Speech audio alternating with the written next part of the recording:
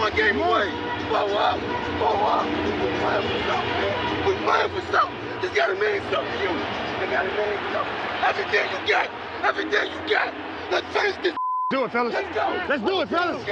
Finish 2-3. 1, 2, 3. Finish. That's exactly how I feel. I feel like I just got spat on. I feel like they just pulled out the whole goddamn cup on me. Man, I'm stressed out. B&B, every day we live. Hey, every day Uso is stressing the Welcome back to another welcome to an episode of the recap on Saints World.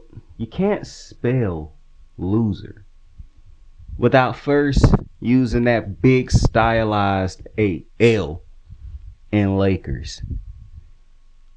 You know, if you follow me, if you done followed me for the last couple of years, if you knew, and you might not know, I am a Laker fan. Now, I am a real Laker fan. I've been a Laker fan my entire life. My favorite player all time is Kobe Bryant. I am not a traveling LeBron fan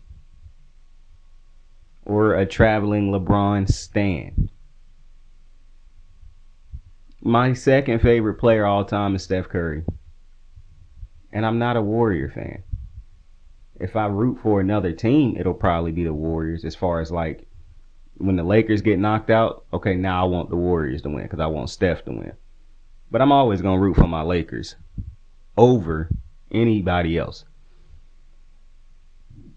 Now, I understand the Laker fan base has always been hated. I get that. The level of hate that we have received, though, the last couple years, it feels a bit unwarranted, you know? Because growing up as a Laker fan, so I done been a Laker fan my entire life. I have never known, I have never rooted for another team as like that has always been the Lakers, right? I never stopped liking my Lakers, nothing like that. I've always, and I done said multiple times, if Kobe had to play for any other team, that's probably who I would have rooted for at that time. My love for the Lakers started because I loved Kobe. But then that just grew into a love for everything about the Lakers. Now, as it does most of the time when you become a fan of somebody that plays for a team and they play their entire career. If you was a Dirk fan, you probably a Mavericks fan now. Anyways, I am not a traveling LeBron stan. And that portion of Laker fan base, in fact, let me rephrase this.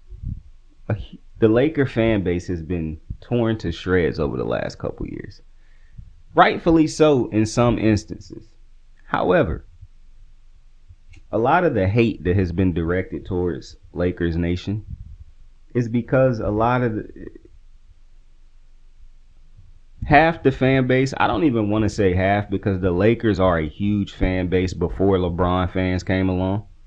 But there is a small portion of the fan base, but they are so loud because they are LeBron stans. Now you also have legitimate Laker fans who just come to like they are going to rep LeBron, not because they love him, but because he is a Laker.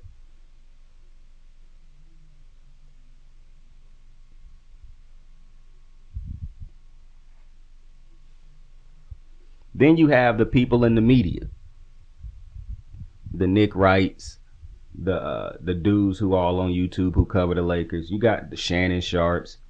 You got the LeBron stans.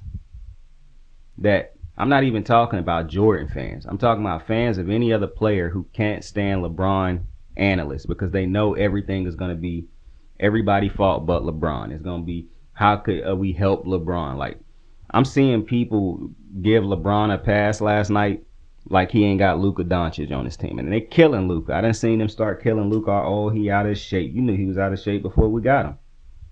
Oh, he terrible defensively. We knew he was terrible defensively before we got him. The Mavericks knew that last year, and they still got to an NBA Finals with him.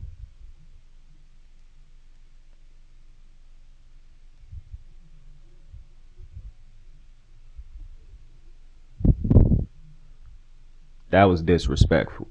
They didn't get to a finals with him. Luka carried them. He was a huge part as to why they got to the finals. And if somebody want to say, well, Kyrie, well, look at what Luka did in the finals and look at what Kyrie did in the finals, respectfully. Now, I say all that to say,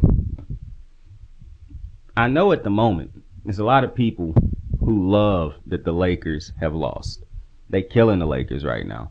And I know it's a lot of people who doing the N5 thing. Even as a Laker fan myself, I found myself laughing at the Laker N5 shit when we really did lose in 5. Anthony Edwards talked about it in the post game. I saw Shannon Sharp joke about it on his show. The dumbass Nick Wright tweets and his dumbass the stuff he say on his show. I done seen it all, people going at the Lakers, but I just want to remind people, okay? I just want to, as a true Laker fan, as somebody who lived through Andrew Bynum's, obviously Kobe, my favorite, but Lamar Odom, Sasha Vujacic, Jordan Farmar, Trevor Ariza, like Powell, like I lived through all of these iterations of the Lakers. Like Chris Kaman laying on the fucking bench. I didn't see Robert Sacre somehow being on the roster for as long as he was on the roster. The young Lakers, when we had D'Angelo Russell, when we had Brandon Ingram, Julius. I know Julius felt good beating his former team, the team that drafted him and traded him away. I know he ecstatic about beating them niggas in the playoffs. But I done lived through this entire Laker thing since I became a fan, since I can remember. Kobe's farewell tour, like all of it, the championships, the falling shorts, getting swept by the Dallas Mavericks that really officially ended Kobe's chances of winning titles, the Dwight Howard saga, Steve Nash being traded there and basically never doing anything of significance for us, having faith in Steve Blake because at that point in time he was the best point guard we had, Derek Fisher's big shots throughout the years. Like, I am a Laker diehard. I am a Laker fan. So as a Laker fan, I'm coming to the aid of true Laker fans, okay?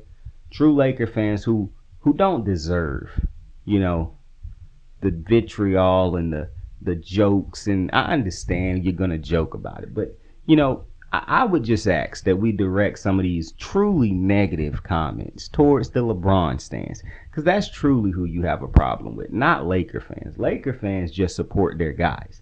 Laker fans never wanted LeBron, most of us, because we knew what was going to happen when that occurred. Most Laker fans, the only reason we acknowledged that bubble championship is because it meant we had one more than Boston. Now Boston has another one, so we don't even care about that shit anymore. We want a real championship out of LeBron. Sadly, we probably understand we're not going to get that. Now, we're not in the business of making excuses like the LeBron stans. We don't care about all that. But we are appreciative that we have Luka, and we're not happy, the real Laker fans, because the LeBron stans will be gone when LeBron leaves, so they could give two fucks about the Lakers. Us real Laker fans are not happy about Luka being killed in the media. You want to know why? Because LeBron's going to be gone in a year or two. We want Luka to be here for the next decade plus. We can't have the media killing our guy. Okay? So I'm just going to tell you right now, I'm not going to kill my guy. That's not going to happen. Biased journalism at its finest. Okay? The media is already going to kill Luka. They've been killing him for weeks. Oh, he out of shape. Oh, he can't play defense. I done heard it all. I don't care. I don't. That is the future of the Lakers. That man's going to get us another championship. So I will refrain. I will become super critical of Luka. Not necessarily super critical, but I'll become fairly critical of Luka once LeBron's gone. Because it's not even truly, it's his team. It's Luka's team. But Luka can't truly do what he wants to and run this team the way he wants to because LeBron's there. That's just the nature of the beast. And a smarter trade would have been trading LeBron for Luka since the Mavericks already wanted to make a dumbass trade. They should have tried to get LeBron for Luka, not trading away AD. They should have kept AD because AD and Luka would have worked so much better than LeBron Luka. Because you would have kept your defensive anchor. I understand Luka don't want to. AD doesn't want to play center, but having that big man like that, as skilled as AD, that would have been great. It was still a dumbass trade altogether, though, because I'm not trading LeBron or AD for a Luka. I don't even want both of them for Luka. But maybe that's me being foolish. I don't know. But the Lakers very much annoyed me in this series that we just lost to the Timberwolves. Shout out to the Timberwolves, Anthony Edwards. He took out Booker and KD last year. Took out Luka and LeBron this year.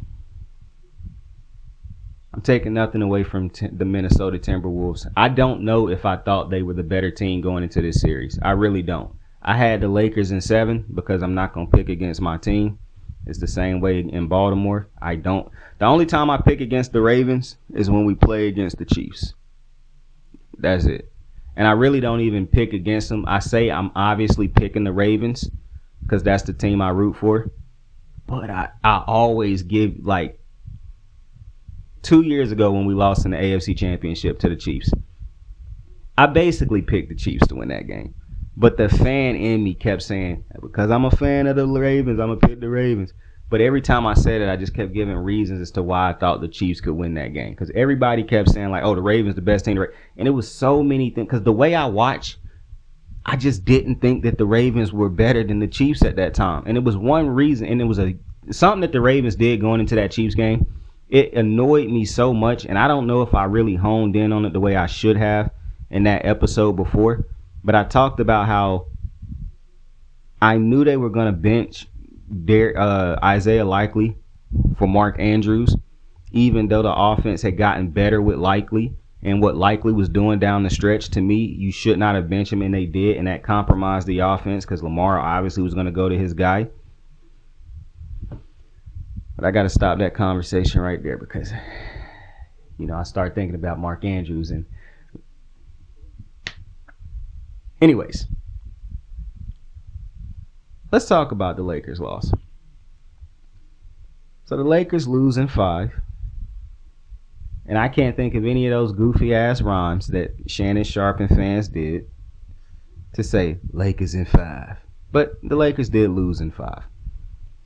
The Lakers just didn't look like they, something happened. And I say this all the time, but I don't know how often I say it on this show. I like Austin Reeves. I like that he is on the Lakers. And I think that he is put in a position that I wouldn't necessarily put him in. But what do I know? I don't think that if Austin Reeves is the third best player on the Lakers, that's not a championship team to me, especially because LeBron is the best by default at this point, but he is 40-something years old. That's not what you want. Now, Luka is now the best player on the Lakers, but LeBron being the second best still by default at this point is like you had to get a generational talent over here to say he was better than LeBron. Some people still take LeBron. But I like Austin Reeves, but I think relying so heavily on his points is a problem. I think Austin Reeves Austin Reeves kind of remind me of like the Sasha Vujacics, the Jordan Farmars, the Trevor Ariza type players. Now, obviously, he's not a defender like Trevor Ariza was, but he is a bit of a better shooter. Now, he don't seem to be as clutch a shooter as Trevor Ariza was, because Trevor Ariza hit some big three-pointers in some playoff games. But Austin Reeves, I don't believe, because a lot of people are going to kill Austin Reeves after his playoff performance this year. I don't think he scored 20 points in any of the games that he played this year in the playoffs. But this is the thing. I think for one, I could not even imagine how difficult it is being in Austin Reeves' position right now. Playing with Luka and LeBron, 2 ball-dominant players, so you really don't get to move. Like, Austin Reeves, to me, would be so much better in a system like Golden State where it's constant movement and he would consistently get better looks than he get in L.A. Like, some of the looks he get right now is just because Luka LeBron. But in Golden State, you're not going to just get looks because Steph Curry, even though you will get a lot of looks because Steph Curry. But the offense that Steve Kerr is running, like, that's one of the reasons I go to bat for Steve Kerr so much. Because the way I said this the other day when I was watching the Warriors. Steve Kerr the way he understands how to utilize players that he believes in, like players that Steve Kerr identifies as players that can help us win a championship. The way he finds ways to put them in position to be successful is unbelievable to me. Not only that, a lot of the guys that Steve Kerr has found ways to be successful with, I just can't imagine being good anywhere else because I think they are so inconsistent at times. Like the fact that Steve Kerr can find ways to put them in positions to be consistent enough to help them win. Like, I still don't understand how he found a way to get Jordan Poole to be a championship level player for that 1 year. Because every year before that and after that, he has never shown that he could be a championship level player for a team.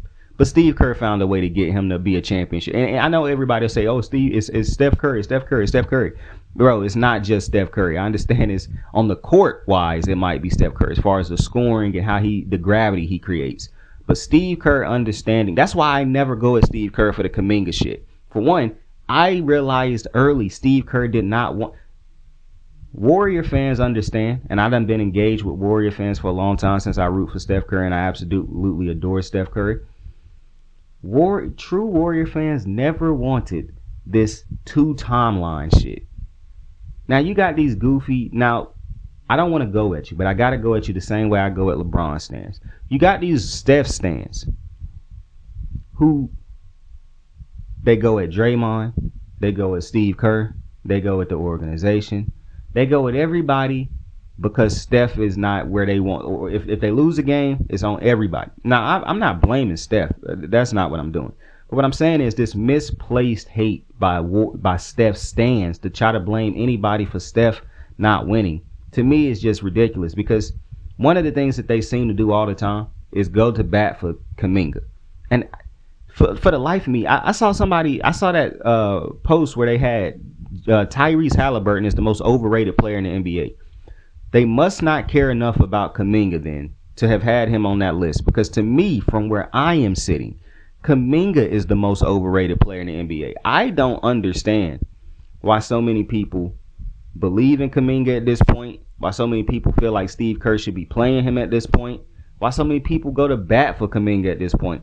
Because I'm not telling you that Kuminga is not a talented player, but from watching the Warriors over these years, for one, it shouldn't take a player that you believe is, because people be comparing Kuminga to Kawhi, which is insane to me. If you think that is that level of talent, it should not take this long for him to develop. You can say whatever you want to about Steve Kerr. Jordan Poole developed under Steve Kerr. We knew Jordan Poole was a good player, and we saw his journey. Kuminga done had that same amount of time more, and he has not developed it. Now, Jordan Poole might not be a championship level player, even though he was for a year, but he's still a player. Jordan Poole, if he is focused, can go out there and give you 20 plus points a game. Kuminga's not doing that.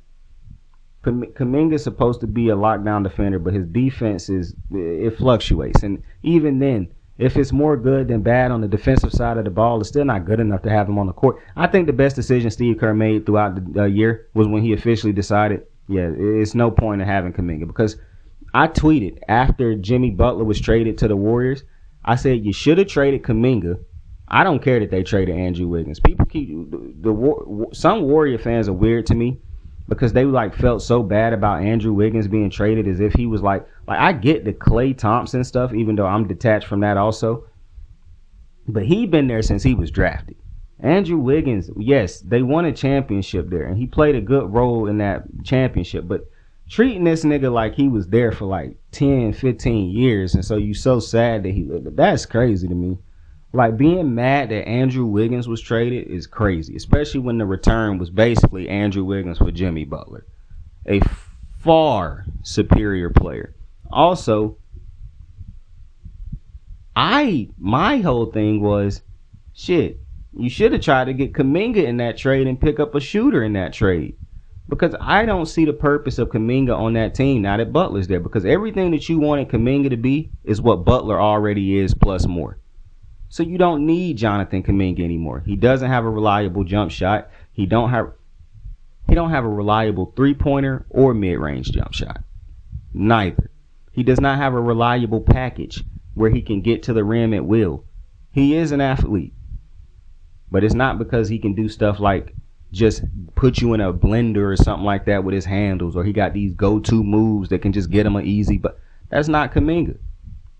Now you can say, if you're a supporter of Kuminga, well, that's on Steve Kerr. I don't agree. At some point in time, it can't just be on the coach to help a player develop. And you can't keep saying, oh, it's playing time, it's playing time. Every single time Kuminga has been given big minutes throughout the duration of that time, he might have had a game or two where he was great. But for the majority of the time he had, he wasn't great. He wasn't a difference maker. He wasn't a game changer. He didn't make the game easier for Steph Curry. He didn't make the game easier for Draymond. And Draymond and Steph Curry consistently went to bat for him. They especially Draymond. But this is the thing I've always said. At times, you get too caught.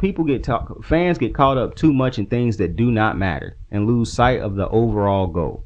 The goal when you have Steph fucking Curry on your team is to get him as many chances at that title as possible. Once you identify, regardless for what reason, once you identify that it is players on a team that do not contribute to helping him, it's time to cut those pieces loose. The problem with the Warriors, and the reason that they had that drought, and Steph Curry still found a way to save them because he got them a championship, they hung on to players for far too long. But because you have Steph Curry, Draymond, Steve Kerr, three constants, they keep finding ways to keep this team either afloat or far above water. Kuminga should be traded in the offseason. I don't know. Now, people say, oh, well, he hurt. The Warriors hurt his value. Kuminga hurt his value. I don't understand how people keep putting none of this on Kuminga. Like, it's absolutely crazy to me. I was watching Club 520 the other day, and even they finally started putting some blame on Kuminga. Like, yo, he done had opportunities. He just don't come through in those opportunities. Yes. I mean, I wish people would stop trying to baby this man. And I'm not trying to disrespect Jonathan Kuminga, but clearly it's not a fit with Golden State. And I'm going at the organization more than I'm going at Kuminga, because now you got Kuminga, who you thought was going to be a star, didn't work out. James Wiseman, you drafted him with the second pick in the same draft that had LaMelo. You traded him 2-3 years ago. Moses Moody has become a good little piece for the team, but he is not the player that you banked on him being. Brandon Porzingis is probably the best. Poz is probably the best of the young players, but you just got him a couple years ago, so he really wasn't even included in that batch of young talent that the Warriors kept bringing in to try to merge timelines, which is just fucking stupid to me. Anyways, I got to the Warriors conversation far too quickly. I got way off track. I don't even remember what got us here, but let's run back to this Lakers conversation, because there's a lot of things that I want to talk about when it comes to the Los Angeles Lakers and us losing this series. And I was looking and it said like LeBron is 1-15 or some shit like that in his last couple playoff games or something like that. So I guess I didn't really do the math. I know we got swept last year, I believe, against Denver, or maybe we got gentlemen swept last year just like we got this year. No, so it must have been a sweep last year. Wait, 4, 5, that's 9, 10, 11, 12, 13, 14, 15. What series did we play before that we got? Oh, we got swept by Denver 2 years in a row. Damn, I think that's what happened. This LeBron James era to become very frustrating. I ain't gonna lie. But anyways, back to Austin Reeves. I don't know. I don't blame Austin Reeves for his bad performances. Now, would I have liked Austin Reeves to be better? Absolutely. However, I don't think Austin Reeves is... Oh, I remember how we got to the Warriors conversation. I don't think Austin Reeves has been put in a position to be as successful as he could be. Another big problem that I have with the Lakers, this is essentially the same team that we had last year. You just took away AD and you added Luka. Now, people can say, well, they didn't have time to gel, but that's not what we were saying earlier when they first made the trade and the Lakers won a lot of games with Luka. So I'm not trying to hear that. This is essentially the same team that couldn't get it done last year. You bring in JJ Reddick, a rookie head coach. What? I still don't I legitimately still cannot understand why they thought adding JJ Reddick would help us or get us closer to an NBA championship. No experience in coaching. Coming straight from a podcast booth. that's still mind numbing to me. But also continuing in this JJ Reddick conversation, you know, it was two coaches throughout this playoffs so far that have really, I'm not going to say they annoyed me because I'm like not irritated watching them or not mad or anything like that. But they do things that I don't necessarily agree with. So JJ, or things that I just don't find, you know, I just don't really like. So JJ Reddick letting people were asking JJ Reddick about him not playing, like in the game 4. We had no subs in the second half. Like the starters played that lineup that started in the second and the third played all of the second half. No subs. He got annoyed with a reporter asking him about does he listen or take help from his assistants, and he stormed off. Like, yo, I understand coaches being annoyed with certain questions. That's not a question that should have annoyed JJ Reddick like that. But the thing that I've said about JJ Reddick, even before JJ Reddick became a head coach, JJ Reddick think he the smartest motherfucker in the room. And I don't and it's not even just that he feel like he the smartest motherfucker in the room. JJ Reddick, just so many times, he done made comments, statements, acted in ways as if not only am I smarter than everybody in the room, you motherfuckers are pretty fucking stupid.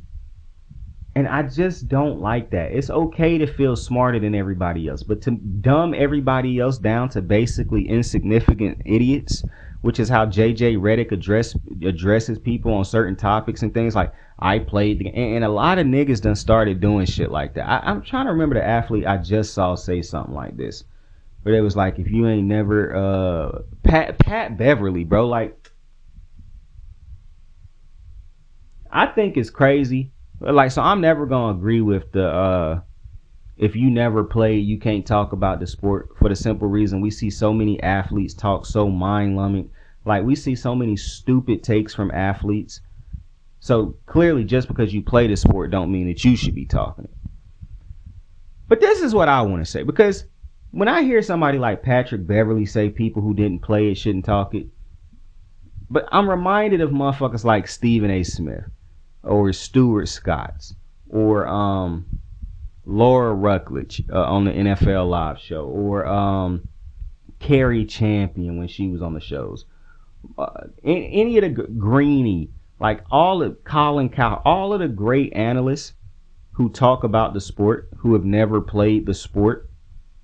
I'm thinking about their credentials and how great they talk about the sport and all of the things that they do that people might not like it or people might not see it, but they actually are good for sports at their best when they are legitimately breaking down the sport and whatnot. And they never played. But then I think to myself, it's crazy that somebody can say something like that when, yes, Patrick Beverly indeed is a defensive player of the year, and I'm not taking anything away from that. But when you think about the story of the NBA, you can definitely tell it without Patrick Beverly. So for some nigga who is that insignificant to his sport to talk in a way to basically niggas like Stephen A. Smith, who was as important as he is to his field, that's crazy to me. Like, that's crazy. Like, Patrick Beverly, I'm not trying to disrespect Patrick Beverly, take anything away from Patrick Beverly, but when I'm thinking about Patrick Beverly and I want to listen to, because I don't agree with the, now sometimes athletes, I do agree, like they'll say something and some dude will be like, well, I don't agree with that. Nigga, he played with him. Like, how are you going to tell him or her how that played out when they were there? I don't agree with shit like that. But breaking down the sport, they can't talk it. But a nigga like Patrick Beverly, once again, who you could tell the entire story of the NBA without talking about Patrick Beverly. You could legitimately skip over the year he won Defensive Player of the Year and nobody would say shit about it. So to me, it's just crazy that a nigga like that can make that type of comment. Nonetheless, just because you played. But you was, to me, because I don't see like which trash can stink worse. A trash can is a trash can. And I'm not calling Patrick Beverly a trash can. What I'm saying is, when I'm thinking about the hierarchy of the NBA players, like if Steph Curry came, mind you, Steph Curry would never come out and say no stupid shit like that. That's one. Steph Curry might say, that's a topic that analyst might not truly understand completely because he didn't play or she didn't play the game. So this is a different perspective. Because I played, I can give it a different perspective. But he wouldn't come out and say, oh, yeah, if you didn't play the game, you can't talk about the game. He might even come out and say it's different aspects in the game that somebody who didn't play aren't able to talk about correctly because you would only be able to talk about this if you played, like being in the locker room or something like that.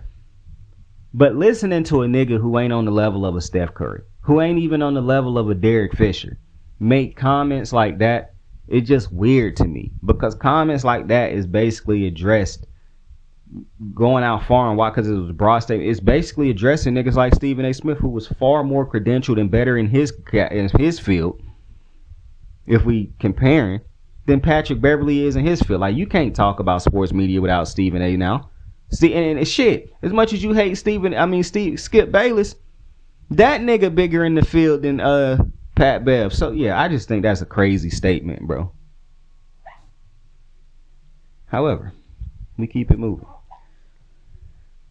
JJ Reddick's ego and him feeling like he above, and JJ Reddick might be a good guy. I don't know. I'm not addressing JJ Reddick the person. I'm just addressing the actions and things that I've seen from JJ Reddick, the head coach. Whether they tie into his personality, I'll leave that for you to decide. I'm not here to play psychiatrist. I just don't like the way JJ Reddick approaches or talks to certain people or when they ask him certain type questions. I do understand when you get asked a dumbass question. That was not a dumbass question. That was you letting your ego take over that interview and storming off like a child. Now, I wouldn't believe that it was storming off like a child if you were validated and storming off because you were asked an insulting, disrespectful question or something like that, so you had to leave to keep your composure. But you had already lost your composure. You weren't asked a childish question or a disrespectful question. See, some people might think that I always side with the athletes and whatnot. But no, bro, I don't get mad at people for doing their jobs. And I definitely don't get mad at people for doing their jobs correctly. I get annoyed with people who abuse the power that their jobs give them. And then they get disrespectful and use their job as a shield. Like, oh, well, I asked that question. I'm a journalist. I should be allowed to ask these. No, you shouldn't be allowed to just go up there and ask disrespectful ass questions. So I have a problem with the JJ Reddick situation. And then JJ Reddick wanting to go back and forth with it with the TNT crew and shit like that. This was what I'm saying. Like, at some point in time, LA got to get serious about wanting to win another championship. At some point in time, this can't be the LeBron show, the JJ Reddick show. It can't just be Hollywood. People appreciate it. The only reason that the Lakers could lean so close into the Hollywood aspect and all of that is because we were champions. We kept winning. We were always in the conversation. We were always one of the top contenders. That you can't say that now. So it's disappointing that the Lakers lost this series, but I'm not shocked. And also, the others. I'm not taking a shot at the others for the Lakers, but the others just weren't good enough. Like, you look at the Timberwolves and all of that they got from all of the other players on their team. That's not what the Lakers got. I don't think the Lakers had a single game in this series where 4 starters scored double figures. The Timberwolves probably had that every game, but like 1 or 2. So to me, and then you look at the bench points that the Timberwolves were able to have. To me, the Lakers, I don't like the Lakers roster. I said it going into the season. Adding Luka didn't really do much for me. I did say they could compete for a championship because you have Luka and LeBron, but that's where I want to get to next. How lethargic and how uninterested at some points in time that LeBron looked in this series. And I say it all the time, bro. I didn't address this about LeBron multiple times. LeBron's body language, I don't understand how he constantly get a pass for his badass body language when I see so many other players consistently get killed for bad body language. I do not care about LeBron laughing when they was getting smacked. I'm not telling a nigga to frown just because they losing. That's ridiculous. However, the bad nigga, like, I will never forget that body language that he had with the J.R. Smith stuff. All of that play, yes, a mistake was made, but you didn't have to have that type of, you didn't have to become dejected and so disinterested and so defeated when you are the leader of the team. I don't understand how I don't understand how LeBron is continuously giving passes for this. I see niggas go at KD all the time about his leadership. And KD done said multiple times he don't even want to be a leader. He just want hoop. People still critique him. But somehow LeBron is, because he got, see, that's one of the things that annoys me. I do understand, because you are a champion, certain conversations you are above. But that's when it's like sports-based type conversations. A question of leadership should never become, oh, he won championship, so he is above leadership. Because you niggas critique Jordan all the time. Now, regardless of if you like a certain leadership, and I'm not even picking apart LeBron's leadership, it's just a simple flaw in that leadership when it comes to body language. And I even understand, because I'm a very lenient, understanding person, I even understand it's very hard to stay even killed when you are losing in tough situations, but that's what you ask your leaders to do. It's as simple as that. I'm not a fan of Cam, the way he acted in losses and how his body language was. But I get it. Sometimes that happens, but when that become every single loss, well, now my troops, we never gonna make a comeback. A comeback, for one, a certified comeback, like a surefire comeback, can't be the only thing to get you going. That's why I appreciate dudes like Russell Wilson. Motherfucker down 30 points, he's still on the sideline. Let's go. One play. We got this. Let's get it. We finna get it going right here. I appreciate that. Some people think shit like that is corny, but that's a leader understanding that even in the toughest of times, I have to be a leader. My job as a leader does not stop just because we are down 30 or however many points. When I took that C on my chest in football, that did not mean that when we are up by multiple scores or everything is looking good in the game, that's when you get to be a captain. See, that's easy. A lot of people could do that. I got the C on my chest because when we down like this, when everything is against us, when we turning the ball over, we can't figure out how to get into the end zone, we can't figure out how to stop I have to be the dude that calm the storm. I have to be the reassuring force to tell them we can still win this game. We still gonna win this game. Some fans think that's corny when they see stuff like that. But to me, I'm looking at that thinking to myself, that is a leader understanding. I have to be a leader no matter what. Because if I, in this moment, become dejected, depressed, annoyed, irritated, then what is the troops gonna do? Because I'm the leader. So if I done basically lost hope, what I expect the people that follow me to do? It's very easy to give up. So if you see your leader, any signs of him giving up, the lowest to the highest on the totem pole gonna be like, I mean, shit. I mean, it was a tough fight, but I mean, our leader basically throwing in the towel. So what more can we do? I appreciate leaders like Russell Wilson. I'm not questioning LeBron James' leadership, but having that many 4 championships does not absolve him from critique in different parts of his leadership that could be better. Who knows what happens if he picks J.R. Smith up in that situation and says, don't worry, we still got an overtime to play. We can still win this game. That was not the biggest play of this game. We still got a lot of game left to play. Not to mention, if Buddy make them free throws, it's also a different game. George Hill. So I just think different. And I'm not sitting here telling you that I'm perfect. That is definitely not what I'm saying. I have lacks in leadership all the time. But I'm not leading the Los Angeles Lakers, Cleveland Cavaliers, Miami Heat to championships. I'm not telling you right now that I'm absolved from any of those things that I said as far as being a good leader. But what I'm telling you, I'm not in the position that I'm critiquing LeBron from. I can critique my leadership because I ain't perfect. But I'm also not leading this team right now. So before some person be like, oh, you acting like you perfect. No, I'm not. It's just a situation at hand that I'm addressing. I know LeBron stands don't want to hear LeBron be critiqued or criticized or anything of that nature.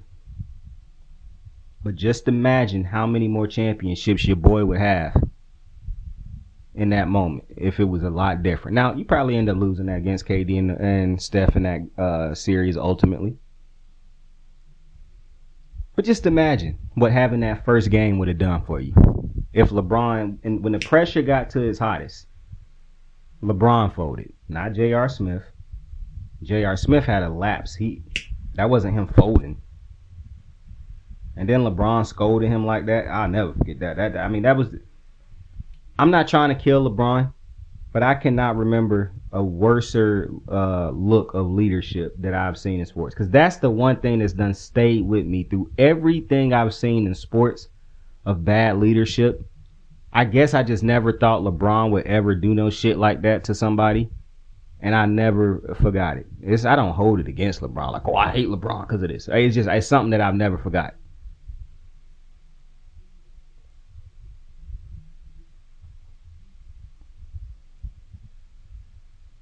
I don't really know what the Lakers do to get better roster-wise. I think they got to get creative because obviously you can't trade LeBron for pieces. You're not trading Luka. I'd be hot if they traded Luka.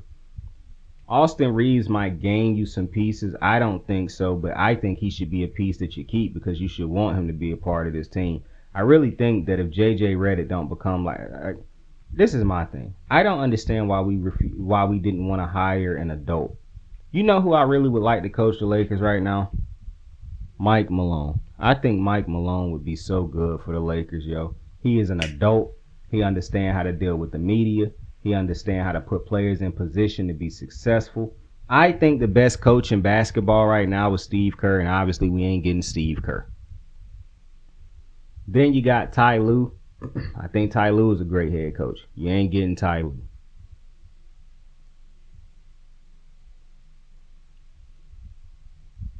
Eric Spoelstra. He ain't walking through that door. Now, they're probably not going to fire J.J. Reddick. More likely than not, they're not firing J.J. Reddick. But I just think Mike Malone is such a better option at head coach for this team. Lord have mercy.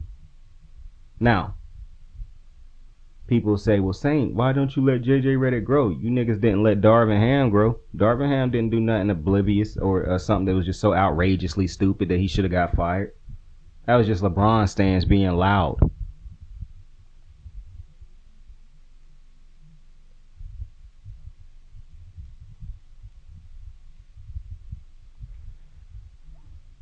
I'm going to tell you something, man. People always go at the Lakers and say, before LeBron, you boys didn't have a chance. I enjoyed the Lonzo Ball, Brandon Ingram era. I really did. Josh Hart. Just some dogs fighting hard, man. I miss it. Anyways, I want to talk about Pat Riley now. Congratulations once again to the Timberwolves. But Pat Riley, the Miami Heat just got swept by the Cleveland Cavaliers. I think it said they lost their last two games by 155 points or some shit like that. Some nut shit. They was down by 30 or 40 points at halftime in the closeout game. They got thoroughly belt put to ass in this series, and I don't actually blame the players because I don't think it's much more that those players could have done. Could Tyler Hero have shot better? Sure. Could Bam have been better? Sure. Neither Bam nor Tyler Hero is a number one option. Neither of those two dudes is the superstar game changer on the team that makes it easier for everybody else. A lot of times Tyler Hero throw up a lot of stupid ass shots. The games that he go nuclear, he throwing up a lot of dumb ass shots. He just seemed to hit him that game. But then he revert back into throwing up those same dumb ass shots, missing them. Tyler Hero would become a far better player if he took far better shots. I don't understand how he got Spoelstra as a head coach and Spoelstra allowed him to take some of the shots that he take. Nonetheless, Tyler Hero is a better option than Austin Reeves. Which is why I said Austin Reeves is he is misplaced within the Lakers. Because Tyler Hero was a third option behind Bam and Jimmy. And at times, Jimmy, because of the way Jimmy played, Tyler Hero felt like a number one option. That's a role, to me, that Tyler Hero can play because Tyler Hero is a far better scorer than Austin Reeves. Austin Reeves, to me, would be a fourth option. a better rotation, even a 6-man to an extent. Even though I don't even think he. I mean, I know Austin Reeves done put up good numbers before, but I just don't. I don't look at him like Lou Will or Jamal Crawford, like guaranteed. But Sean Livingston, like to me, them three dudes was guaranteed points coming off the bench, no matter how big, small the game. I can rely on them on another level. I just don't rely on Austin Reeves like that yet. I think he done been propped up in a position, and it's definitely done. It's definitely done good for his speeding up his development to an extent. But I think when you don't have go-to moves or guaranteed type ways to score, which is basically me saying the same thing differently, then that's why you have the struggles, and you've been put in a spot that you probably shouldn't be in. That's why you had the struggles that he done had. But I'm not killing him for that. Another thing. Back to the Heat, not the Lakers, but back to the Heat. I saw Tyler Hero talk about we definitely gonna win a game, like we ain't gonna get swept. Yeah, I don't know.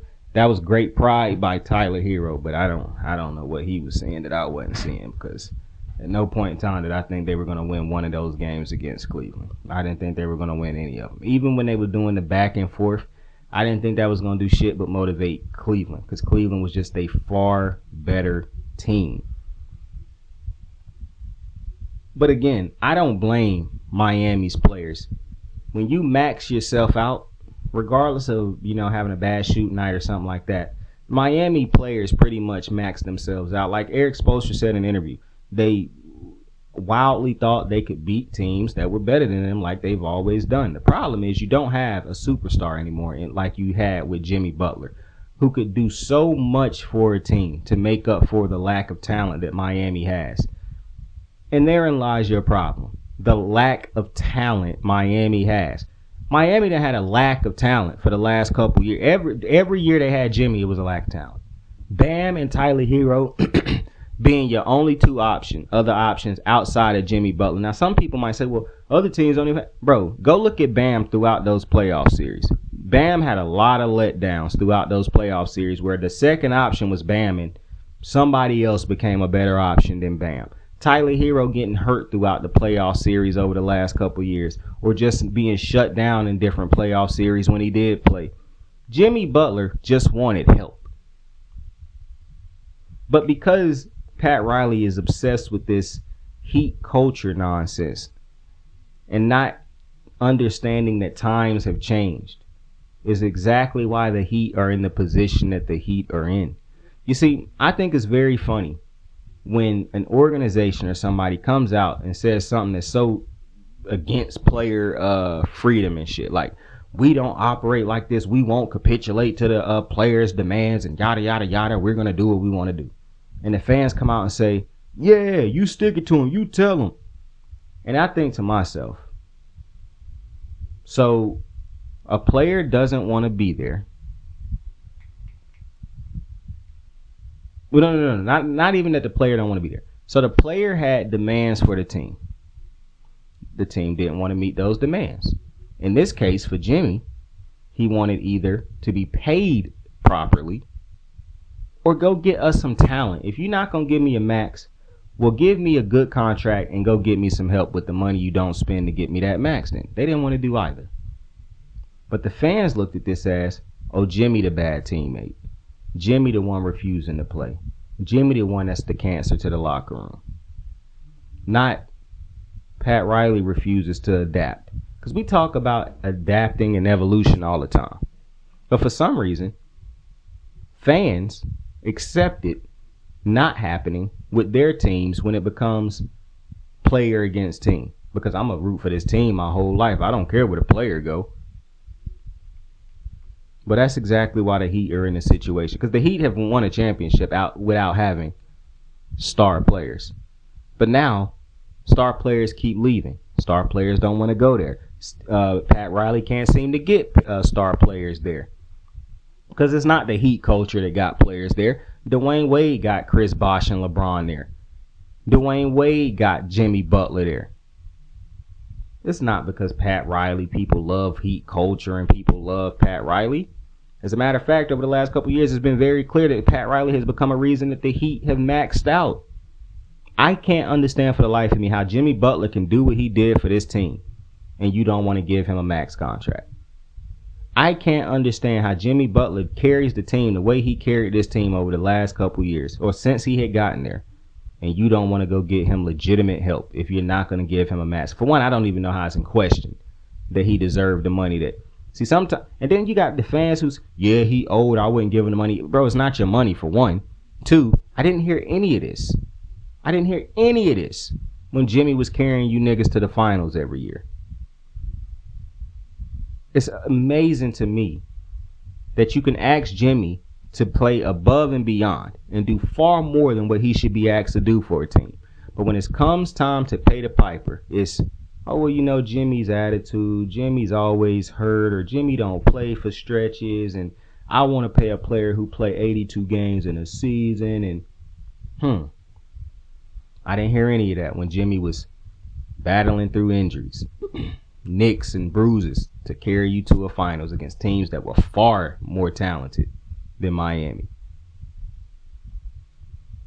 And the person who done sat there through it all and watched all of these dynasties that could be and all these great teams that could be fall apart because he refuses to adapt.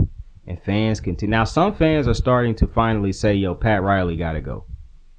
But it's still that fan base that's going to say, nah, Pat Riley, right. We won championships because of him. How long do you live in the past? But bitch and complain about the present. I don't understand that. You okay with we won championships, but mad that you're not winning championships. But you're not mad at the person who was very clearly preventing you from getting anywhere near the championship chase. Not the championship chase. Oh, we made the playoffs this year. You got swept in the first round. And it wasn't competitive. Did you make the playoffs? Or did you elongate your season 4 more games? Same with the Lakers. Did you make the playoffs? Or did you get 4 little more games in there before you called it a season? See, I've always thought, in order to say you made the playoffs or played in the playoffs, you got to at least go 7 in the first round or make it to the second round. And I'm even fair. If you win enough games to where you have a bye week in the NFL and you immediately make it to the second round because you don't have to play, yes, that is fair. You were in the playoffs because you did more than enough in the regular season to secure not just a playoff spot, but a second round guaranteed playoff spot. Now, I do like that the NFL took away that shit from having 2 teams be able to do that. I just used to think that was ridiculous that 2 teams got that. Like, come on, bro. 2 teams. But anyways, Miami is in an ugly spot because I don't know how Miami gets better right now. Obviously, Bam could get better, however that may happen. Tyler Hero can get better. But what does that do for you when you got Boston? You got a better Orlando team that's younger with a lot of pieces that's getting better. You got the Knicks. They ain't going nowhere. You got so many different teams in the Eastern Conference. And hell, what if Milwaukee keep Giannis? You got the Pacers. The Heat just aren't good enough. The Heat truly haven't been good enough for a while. Jimmy Butler just made people believe that they were. And even with that, Pat Riley didn't want to pay him. Do you see how wicked this game is? The business side, as they say. That you could look at Jimmy, do everything that he did for that Miami team. We look at that team and know that is very clearly a under-talented team. We listen to them talk about all the undrafted players on the team. And I said 2 years ago, at some point in time, Jimmy Butler is not going to be fine with all these undrafted players that he make better. Because at some point in time, a superstar look around and see all the teams that they keep losing to are having to go crazy against the beat. And they get to a point where they say, yo, if you just give me another player that is on the caliber somewhat of me, then we could get a championship.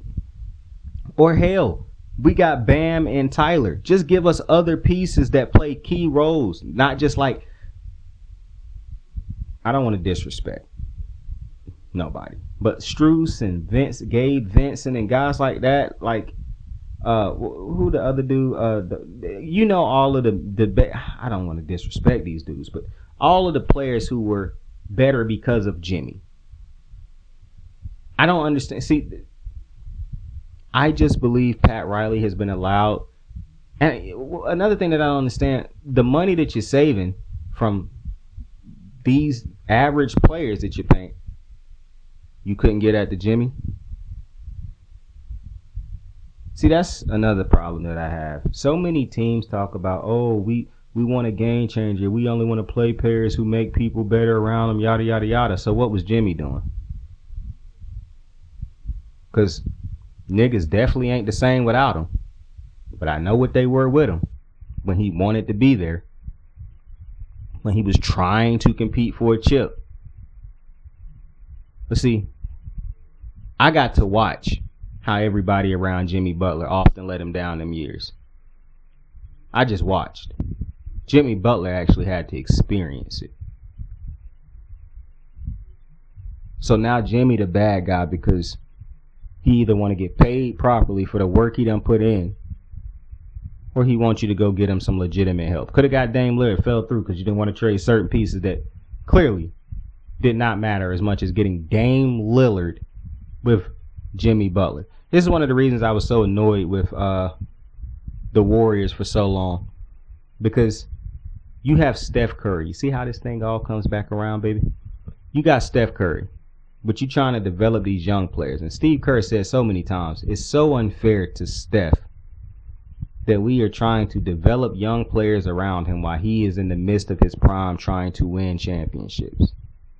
I never forget all the time Steve Kerr basically then alluded to, or basically just outright said, he never had any intentions of having to develop this many young players. He would have much rather have gotten veterans and whatnot around Steph to continuously compete, because we've seen what Steve Kerr can do with veterans. I don't know if it's a better coach I've seen utilize. Him and Greg Popovich are very great at utilizing veterans who specialize in something and getting the most out of them. I don't know if it's two coaches that's anywhere near. Like, I'm thinking about all the championship teams I've seen in my lifetime and the bench players that was so great throughout those times. The Spurs and the Warriors that had some of the most legendary fucking championship benches, bro, and championship role players. Like, it's absolute. I'm thinking about Patty Mills, Danny Green. Technically, you can't say Ginobili, but Ginobili was the sixth man, bro. But you got Sean Livingston, Andre Iguodala, not Kelly Oubre. What is that other dude's name? The big light-skinned dude who played for the Bulls. I can't remember his name at the moment, but you got David West. You got so many, Barbosa. It's so many different players throughout those two teams that played such huge roles that we might not have thought would have been as important. But because Steve Kerr and Greg Popovich understand how to get the most out of their role players, but these are not just bad role players. These are not like undrafted free agent role players. These are the same type role players that Miami could have went and put on the Heat. Role players that's done specialize in things who you know you're going to get something out of. Instead, they wanted to be cheap. But people was mad at Jimmy. And Jimmy is clearly a special talent. You turn around and you look at what he done in Golden State already. You look at the confidence a lot of these young dudes has played with since Jimmy done got there. You see how free and open the game and how more aggressive Steph can be now because Jimmy done got there. How better the defense and offense done got since Jimmy done got there. See, the Warriors finally woke up and realized, fuck this player development for these young niggas. We got to get Steph as many championships as we can. We have to give him the opportunity to compete for as many championships as he can before he retires. We give Jimmy Butler that max because it's worth it, because it helps Steph Curry. I say it all the time for the Ravens. What do you do that makes life easier for Lamar Jackson? It cannot always be Lamar make this dude better. Lamar make that dude better. Lamar make this person better. No. It cannot always be that.